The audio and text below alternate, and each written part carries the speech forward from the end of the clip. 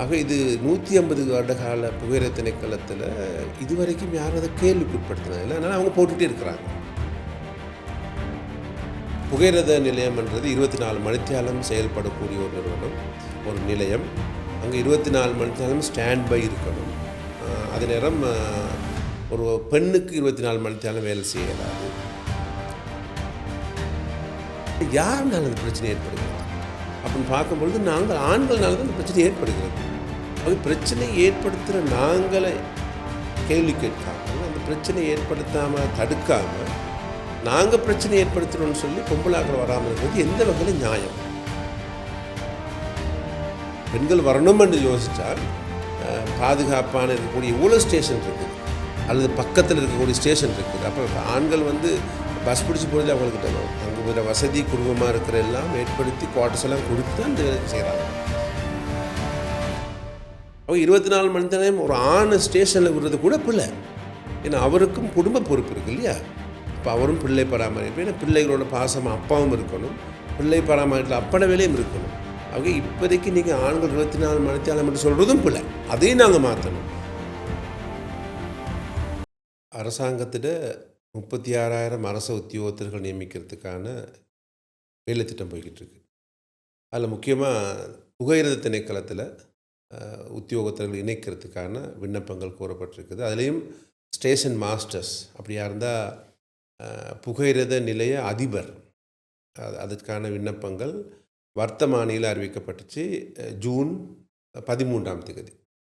அந்த அறிவித்தலில் சொன்ன ஒரு விஷயந்தான், 18 வயசுக்கும் 30 வயசுக்கும் இடைப்பட்ட இலங்கை பிரஜையாக இருக்கிற கல்வி பொதுத்தராதர சாதாரண தர பரீட்சையில் 6 பாடம் ஒரே தடவையில் சித்தி அடைஞ்சு, அதுலேயும் சமயம், தமிழ், கணிதத்தில் சி இருக்கணும், உயர்தரத்தில் ஒரே தடவையில் சித்தி அடைஞ்சு 3 எஸ் இருக்கணும்.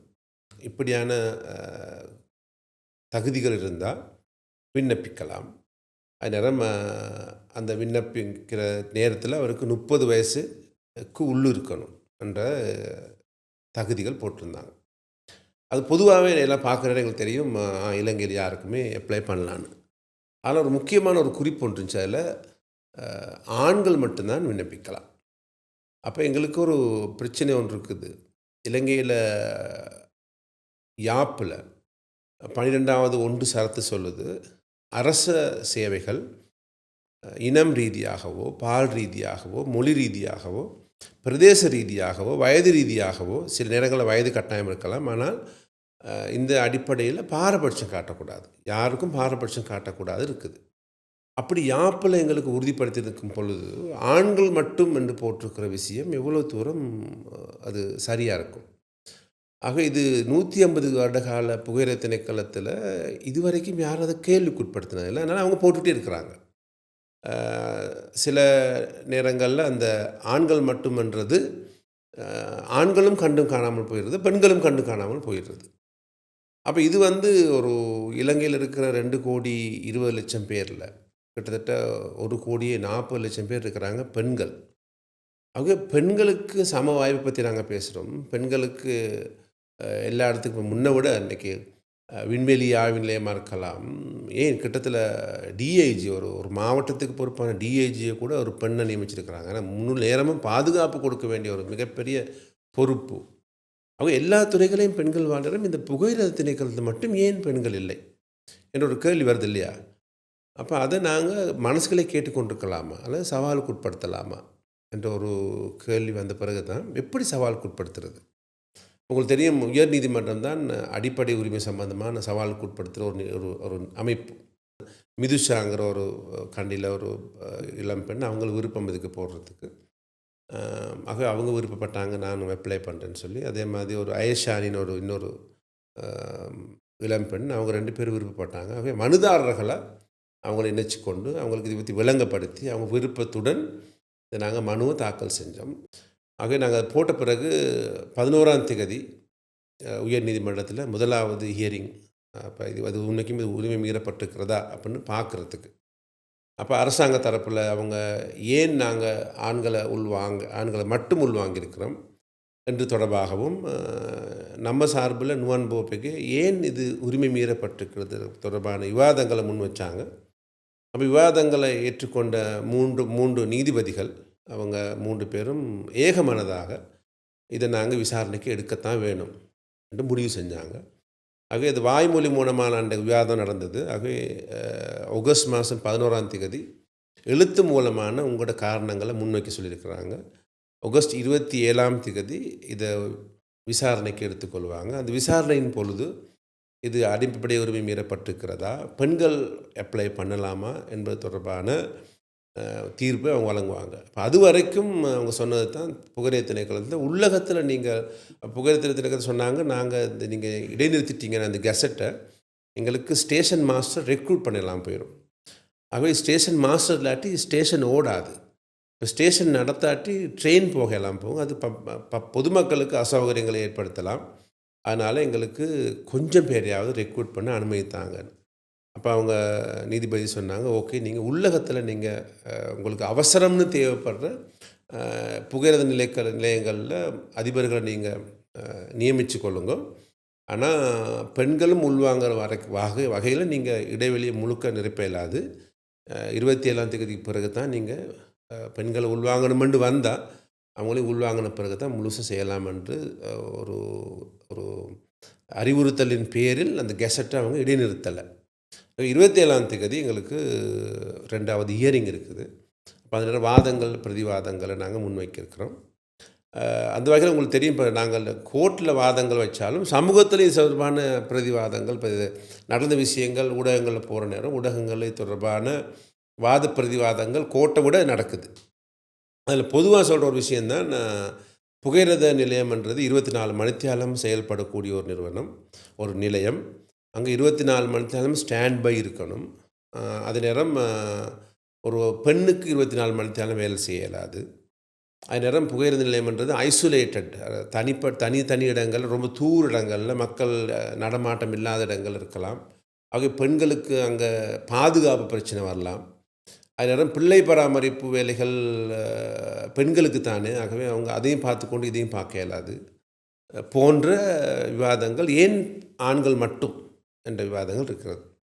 அப்போ ஒரு சமூக செயற்பாட்டாக எனக்கு இருக்கிற கேள்விதான், ஒரு நாட்டில் ஒரு பெண்ணுக்கு பாதுகாப்பு பிரச்சனைன்னு சொன்னால் நாங்கள் என்ன பாதுகாப்பு யாருனால? இப்போ ஒரு தூர ஸ்டேஷன் இருக்கனால சிங்கம் புலியில் பாதுகாப்புன்னா அது ஆணுக்கும் பிரச்சனை தான். ஏன்னா புலி ஆணை பார்த்துட்டு ஆண் கடிக்காமல் பெண்ணை மட்டும் கடிக்காது. யானை மிதித்து கொள்றதுன்னா அது ஆண் பெண் 2 பேருக்கும் பிரச்சனை தான். இப்போ அப்படி இருக்கும் பொழுது பாதுகாப்பு பிரச்சனைனா யாருனால பாதுகாப்பு பிரச்சனை அப்படின்னு நாங்கள் பார்த்தோம்னா, அநேகமாக சொல்கிறது பாருங்கள், அன்றாபுரத்தில் ஒரு டாக்டர் தனியாக போய் தானே நடந்துச்சு. அப்படி யாருனால அந்த பிரச்சனை ஏற்படுகிறது அப்படின்னு பார்க்கும்பொழுது நாங்கள் ஆண்கள்னால தான் அந்த பிரச்சனை ஏற்படுகிறது. அது பிரச்சனை ஏற்படுத்துகிற நாங்களை கேள்வி கேட்காமல், அந்த பிரச்சனை ஏற்படுத்தாமல் தடுக்காமல் நாங்கள் பிரச்சனை ஏற்படுத்துகிறோன்னு சொல்லி பொம்பளாக்கள் வராமல் இருக்கிறது எந்த வகையில் நியாயம்? ஆக ஒரு அரசாங்கம் என்ற ரீதியில் பெண்களுக்கு இந்த மாதிரி இடங்களில் பாதுகாப்பு உறுதிப்படுத்த வேண்டிய ஒரு பொறுப்பு இருக்குதாக அரசாங்கம் அதை தட்டி கழித்து இதனால தான் நாங்கள் எடுக்கலைன்னு சொல்ல இயலாது. அதே மாதிரி சமூகம் என்ற ரீதியில் எங்களுக்கு ஒரு பொறுப்பு இருக்குது, ஆண்களும் பெண்களும் பாதுகாப்பாக வேலை செய்யக்கூடிய இடத்தை உருவாக்குறது. 2வது 24 மணித்தியாலம் வேலை. 24 மணித்தியாலம் வேலை என்று சொல்கிற நேரம் நாங்கள் சொல்லுவோம், டிசேபிள் பஸ்ஸில் எல்லோரும் போகணும், ஆனால் நாங்கள் பஸ்ஸில் அங்கவினருக்கான ஒரு நாட்கள் ஒதுக்கியிருக்கோம். ஏன்னா எங்களுக்கு தெரியும் அங்கவினருக்கு அந்த மற்றவங்கள மாதிரி சமமாக போக இயலாது. அது மாதிரி கர்ப்பிணி தாய்மார்கள் மற்றவங்கள மாதிரி இயலாது. கர்ப்பிணி தாய்மார்கள் அந்த கற்பம் தரிக்கிற காலத்தில் இருக்கிற சவால்கள்னாலேயே அவங்களுக்கு மற்றவங்களுக்கு சமமான வாய்ப்பை அனுபவிக்க முடியாதாக விசேட ஏற்பாடுகள். அதே மாதிரி எங்களுக்கு தெரியும் சமூகத்தில் தாக்கம் இருக்கின்ற விசேட ஏற்பாடுகள் அரசாங்கம் செய்யணும்.